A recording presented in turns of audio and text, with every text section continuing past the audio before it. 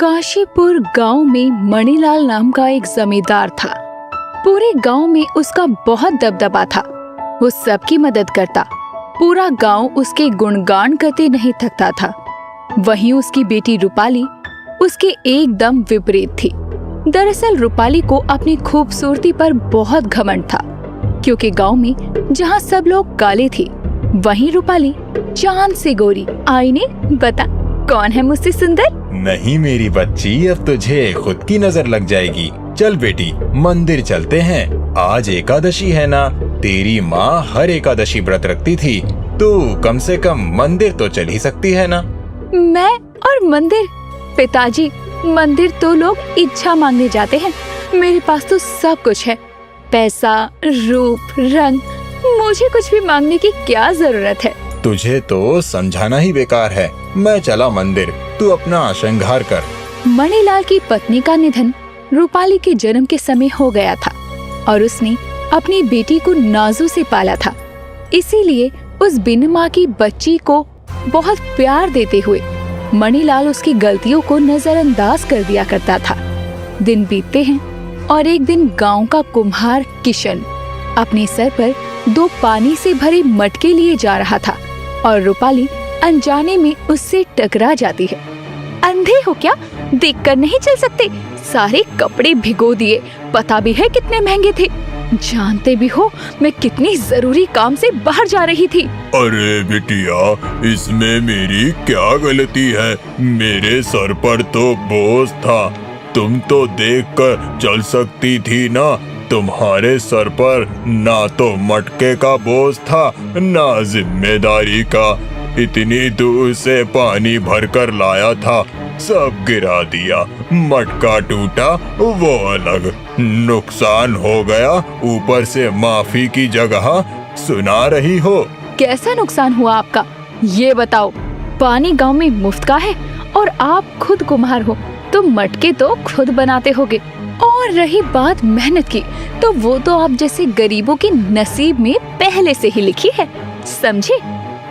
रूपाली कुम्हार से बहस कर रही थी, तभी वहाँ मोहित यानी कि कुम्हार का बेटा आकर कहता है, अरे रूपाली जी, आप बुरा मत मानिए, पिताजी को थोड़ा कम दिखता है, इनसे गलती हो गई। आपको परेशानी हुई, उसके लिए मैं आपसे माफी मांगता हूँ। बड़ा आया माफी मांगने वाला। रूपाली मुंह बनाकर वहाँ से चली जाती है। दरअसल मोहित सालों से रूपाली को पसंद करता था, लेकिन वो जानता था कि रूपाली उसका वो हसीन ख्वाब है जो कभी पूरा नहीं हो सकता, क्योंकि राजा और रंग कभी एक साथ नहीं आते। एक दिन मणिलाल सुबह के समय रूपाली को अपनी जिद पर मंदिर लेकर जाता है, क्योंकि उस दिन शिवरात्रि थी, जहाँ पूरा गांव मंदिर में एक साथ आरती करने आया था। शंख बज रहे थे, आरती चल रही थी और पूरा मंदिर फूलों से सजा हुआ था। वहीं रूपाली खड़ी हुई उबासी ले रही थी। बेटी, थोड़ी देर की बात है, ऐसी हरकत मत कर कि तेरे बाप को शर्मिंदगी हो। ठीक है पिताजी, मैं मंदिर के बाहर हूँ, आप जल्दी आरती करके आ जाइए।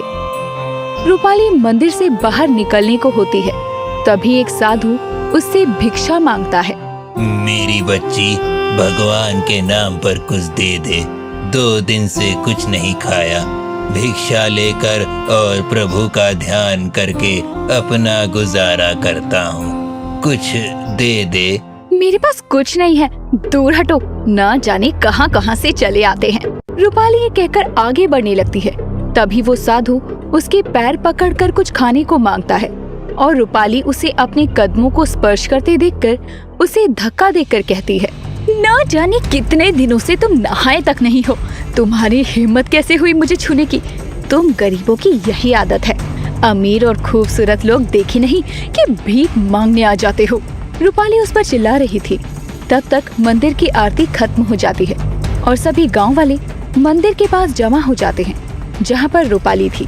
तभी वो साधु क्रोध में आकर कहता है, मूर्ख कन्या, हम साधु हैं, भिक्षा लेना हमारा धर्म है। आज तूने हमारे धर्म का अनादर किया है। मैंने तुझसे तेरे हाथ के फल मांगे थे जो प्रकृति हमें देती है, और तूने अपने घमंड में चूर होकर मेरा अनादर किया। जा, मैं तुझे श्राप देता हूँ, आज सूरज ढलते ही तू एक वृक्ष में बदल जाएगी। नहीं नहीं साधु जी, ऐसा मत करिए। मेरी एक ही बेटी है, अगर इसे कुछ हो गया तो मैं किसके सहारे जीऊंगा? मैंने तो हमेशा इस गांव में सबका भला किया।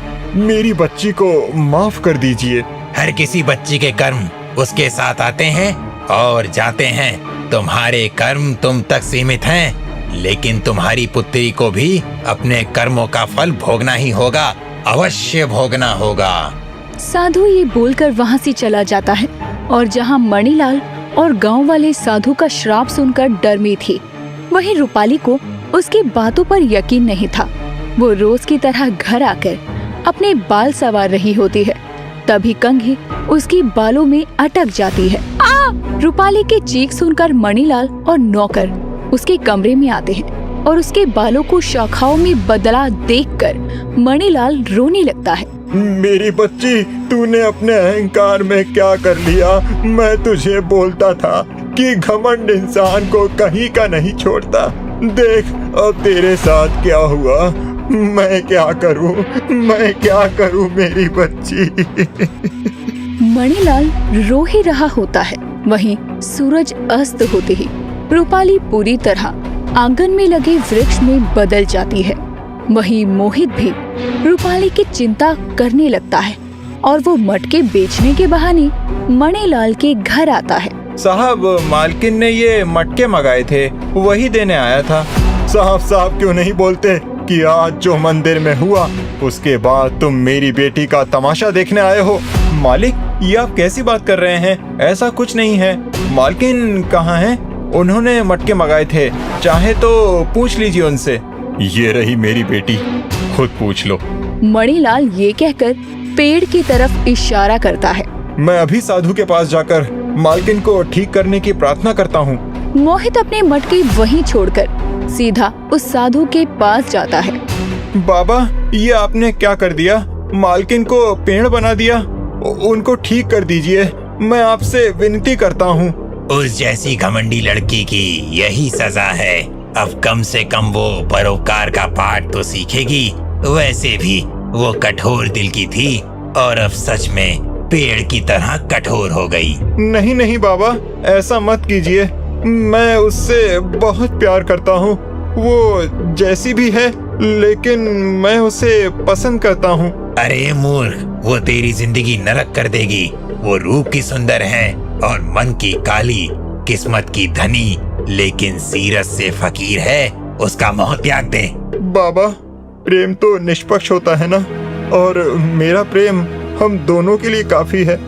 भले ही वो मुझे ना मिले, लेकिन मैं उनको इस पीड़ा में नहीं देख सकता। मोहित रोने लगता है और उसके आंसू जैसे ही साधु के पैर पर गिरते हैं, उसका दिल पसीज जाता है। किसी ने सत्य ही कहा है, प्रेम वो असीम सागर है जिसका मंथन नहीं हो सकता। जैसे मेरे हृदय में प्रभु का प्रेम सत्य है, ऐसे ही तुम्हारे दिल में उस लड़की के लिए वो श्राप मुक्त हो सकती है, लेकिन उसके लिए तुमको 3 पहेली के हल सुलझाने होंगे, जिसका मार्गदर्शन मैं नहीं करूंगा। बस इतना कहूंगा कि पूर्व दिशा की तरफ निकल पड़ो। मोहित को ये सुनकर उम्मीद की एक आस मिलती है और वो पूर्व दिशा की तरफ बढ़ता है। रात का अंधेरा चारों तरफ पसरा हुआ था। मोहित सुनसान जंगल की तरफ बढ़ता चला जा रहा था। ये मैं कहाँ आ गया? कई घंटों से चल रहा हूँ, कोई रास्ता नहीं सूझ रहा। तभी उसे एक शेर के दर्द से करहाने की आवाज आती है। ये क्या? ये तो कोई शेर दर्द में है, लेकिन वो मांसाहारी भी हो सकता है। वो मुझ पर हमला भी कर सकता है। वहाँ जाऊं या नहीं? मोहित शेर की मदद करने के लिए आगे बढ़ता है और शेर के पंजे में जो कांटा फंसा था, वो बड़ी हिम्मत कर बिना अपनी जान की परवाह किए उसके पैर से निकालता है और शेर अचानक ही बोलने लगता है। बड़ी नाजुक है ये चीज, कुछ बोलते ही टूट जाएगी। ये बोलते ही शेर का शरीर गायब हो जाता है और मोहित हैरान हो जाता है। ये शेर कहाँ गया? और ऐसी कौन सी चीज है जो बोलते ही टूट जाएगी? क्या हो सकती है वो चीज? ये जंगल कितना शांत है और कितनी खामोशी है यहाँ। अरे कितनी खामोशी थी, अचानक ये शोर। अरे हाँ, खामोशी खामोशी, वो नाजुक चीज जो बोलते ही टूट जाती है।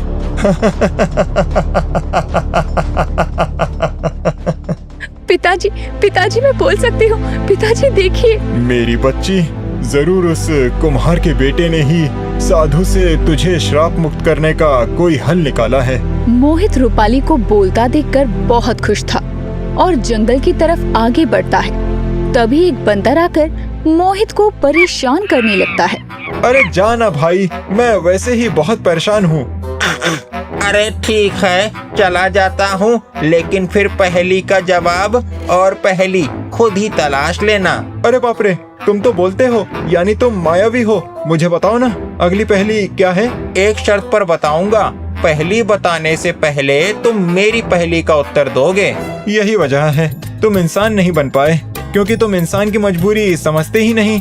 अच्छा बताओ, क्या पहेली है? वो क्या है जो हमारे साथ रहता है पर पकड़ में नहीं आता, और जहाँ जाओ वो पीछा करता है, लेकिन वो थोड़ा डरपोक है, अंधेरे में छुप जाता है। मेरे लिए तो तुम ही हो वो। देखो ना, कब से मेरा पीछा कर रहे हो, जहाँ जा रहा हूँ साथ आ रहे हो, बिल्कुल मेरी परछाई की तरह। सही जवाब, परछाई। बंदर के अंदर से एक रोशनी निकलती है और वो गायब हो जाता है, और बंदर की आवाज की एक गूंज मोहित को सुनाई देती है। एक थाली है उल्टी पड़ी, फिर भी है मोतियों से भरी, लेकिन किसी के हाथ न लगी।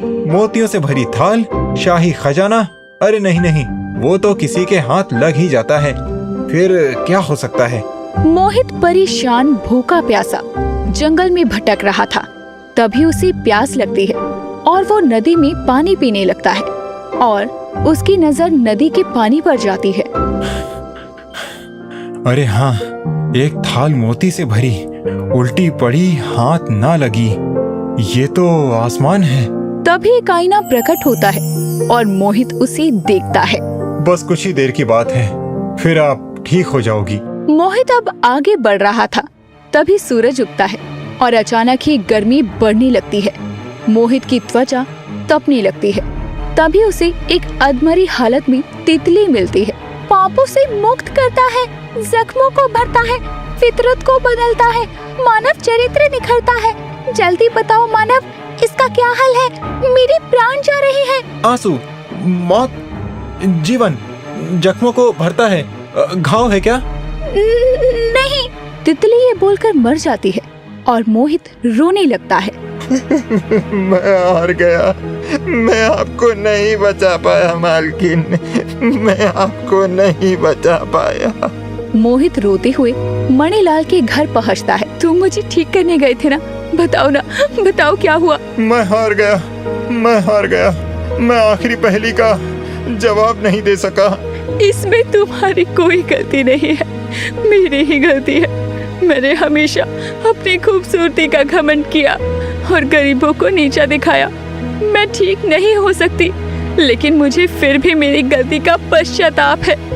रूपाली रोती है और उसके आंसू उसके जड़ वाले पैर पर गिरते हैं। तभी वहाँ रोशनी उत्पन्न होती है और वो ठीक हो जाती है। तभी वो तितली उड़ती हुई वहाँ प्रकट होती है और कहती है, पश्चाताप, पश्चाताप, पहेली का हल है पश्चाताप। अरे हाँ, पापों से मुक्त करता है, जख्मों को भरता है, फितरत को बदलता है, मानव चरित्र को निखारता है, यानी पश्चाताप। तभी वो साधु वहाँ आता है जिसने रूपाली को श्राप दिया था।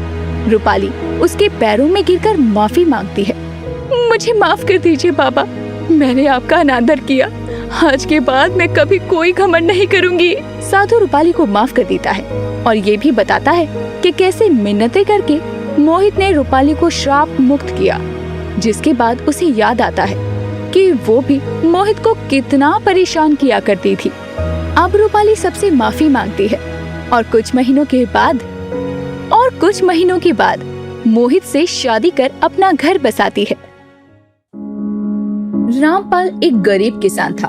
उसके परिवार में उसकी पत्नी अनु, बड़ी बेटी सोना और 2 छोटे बेटे राजू और देव थे। रामपाल के पास जो थोड़ी बहुत जमीन थी उसी पर खेती करके वो अपने परिवार का घर खर्च चलाया करता, पर इतने में उसका गुजारा अच्छे से नहीं हो पाता था, जिस वजह से उसने गांव के काफी जमींदारों से कर्जा लिया हुआ था।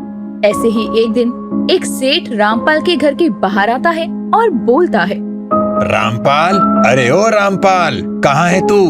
जी सेठ जी, यही हूँ। आप यहाँ कोई काम था क्या सेठ जी? अरे सीधा तो ऐसे बन रहा है जैसे कुछ जानता ही नहीं हो। इतना कर्जा ले रखा है, वो लेने आया हूँ। पैसा दे मुझे मेरा। सेठ जी, बस कुछ दिन का वक्त और दे दो। फसल के कटते ही मैं आपका सारा कर्जा चुका दूंगा। थोड़ा वक्त दे दो सेठ जी। ठीक है, मैं तुझे 1 हफ्ते का समय देता हूँ। इसके बाद मैं कुछ नहीं सुनूंगा। इतना कहकर वो सेठ वहाँ से चला जाता है।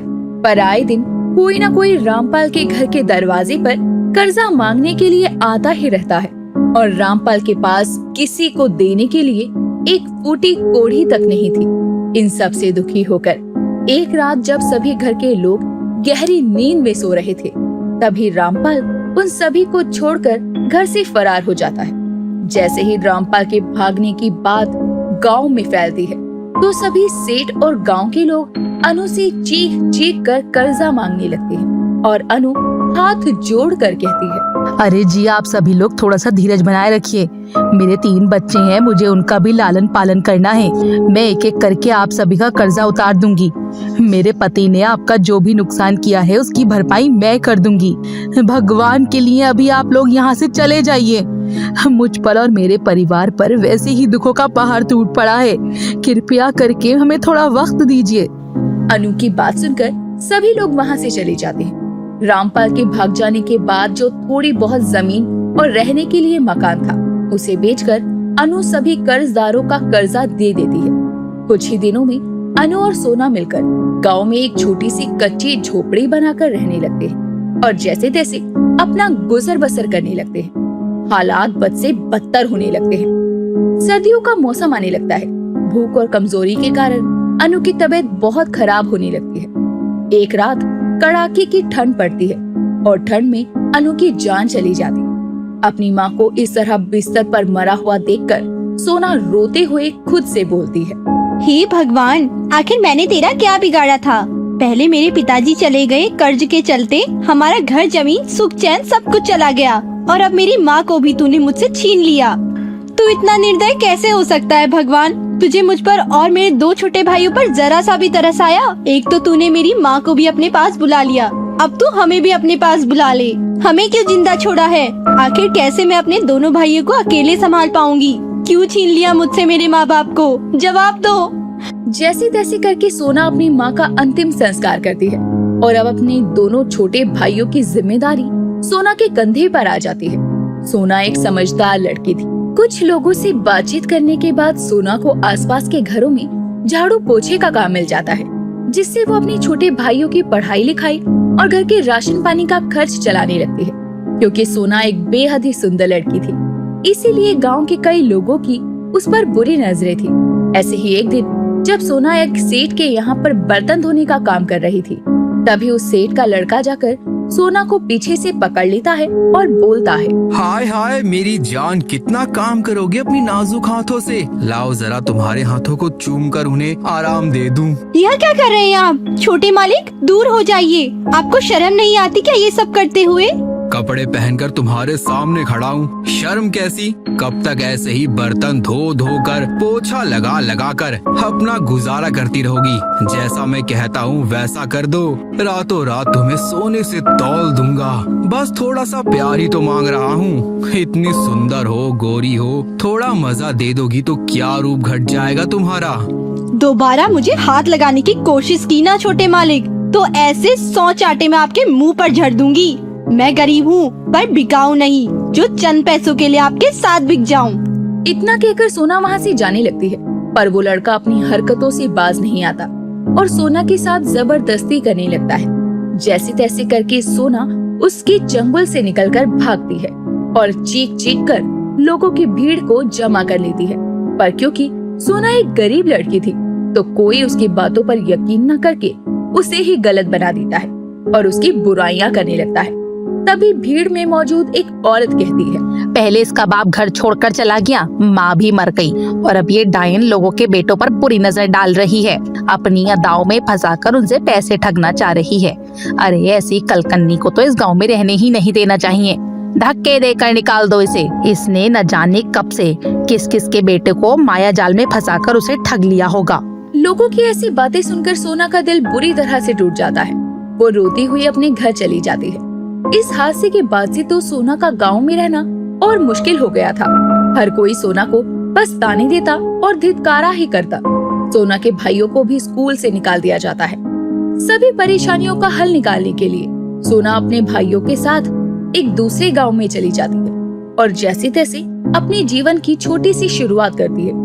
ऐसे ही एक दिन वो काम की तलाश में सेठ मनीलाल के घर पहुंचती है और बोलती है, सेठ, मुझ गरीब पर रहम कीजिए, मुझे अपने घर पर काम पर रख लीजिए। मेरे 2 छोटे भाई हैं, उनकी जिम्मेदारी मेरे कंधों पर है। घर में खाने का एक भी दाना नहीं है साहब। आप थोड़ी सी मदद कर देंगे तो आपकी बहुत कृपा होगी। भगवान आपको बड़ा चढ़ा कर देगा। ठीक है, मुझे मेरे खेतों में मटर की खेती करनी है। इस कार्य में तुम मेरी मदद कर दो। मेरे खेतों में मटर की खेती कर दो, मैं तुम्हें इसके पैसे दे दूंगा। तुम्हारा जीवन भी अच्छा हो जाएगा और तुम्हें काम भी मिल जाएगा। हाँ साहब, हाँ, मैं खेती करूँगी और पूरे मन से करूँगी। मेरे पिताजी किसान थे, उन्होंने मुझे खेती करना सिखाया है। मैं आपको बहुत अच्छी मटर की खेती करके दूंगी। ठीक है, ये लो कुछ पैसे और खाना खुद भी खा लो और अपने भाई बहनों को भी खिला देना और कल से काम पर आ जाना। सोना खाना और पैसा लेकर वहाँ से चली जाती है और अगले ही दिन से मन लगाकर मणिलाल के खेतों में मेहनत करने लगती है। पूरी शिद्दत के साथ सोना मटर की खेती करती है। खेत की जुताई से लेकर फसल के बड़े होने तक सोना अपनी मेहनत का खूब पसीना बहाती है। पर सब कुछ करने के बाद भी खेतों में मटर की फसल अच्छे से नहीं पकती, जिसे देखकर सेठ सोना से कहता है, सोना, ये सब कुछ क्या है? इतनी मेहनत का पैसा तुमने सब बर्बाद कर दिया। खेतों में मटर की फसल के नाम पर केवल मुरझाए हुए पौधे ही खड़े हैं। क्या यह है तुम्हारा खेती करने का तरीका? इससे अच्छा तो मैं बाहर से मजदूर बुलवाकर खेती करवा लेता। तुम कल से काम पर मत आना सोना, 2 दिन बाद मैं तुम्हारा हिसाब कर दूंगा। इतना कहकर मणिलाल वहाँ से चला जाता है।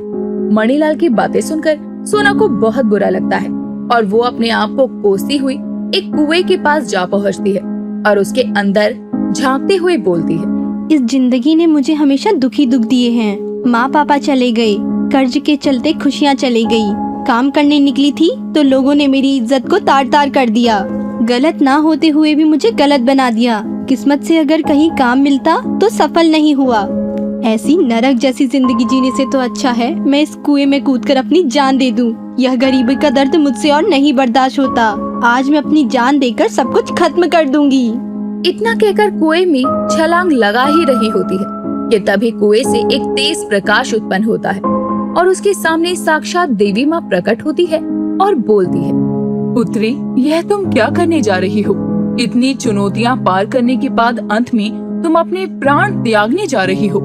प्राण त्याग देने से किसी भी बुरे समय का हल नहीं होता है। यह सब तो तुम्हारी पिछले जन्म के कर्मों का फल था, जो तुम्हें काटना था। तुम्हारी मेहनत और सच्चाई का उपहार देने के लिए मैं स्वयं तुम्हारे पास आई हूँ। मेरी बच्ची, आज से तुम्हारे जीवन का हर कष्ट मिट जाएगा और तुम्हें सुख की प्राप्ति होगी। तथास्तु। इतना कहकर देवी माँ अंतर्ध्यान हो जाती है। वहीं दूसरी तरफ जब सोना वापस से मटर की खेती के पास जाती है तो वो देखती है कि खेतों में मटर की हरी हरी फसल लहरा रही थी। सोना जल्दी से सेठ को इस बात की खबर देती है और कुछ ही दिनों में फसल की कटाई होती है। सेठ को मटर की फसल के अच्छे खासे पैसे मिलते हैं और वो सोना की मेहनत से खुश होकर सोना को फसल के आधे पैसे दे देता है। देवी माँ के आशीर्वाद के बाद और फसल के पैसे से सोना और उसके भाइयों का जीवन खुशी से व्यतीत होता है।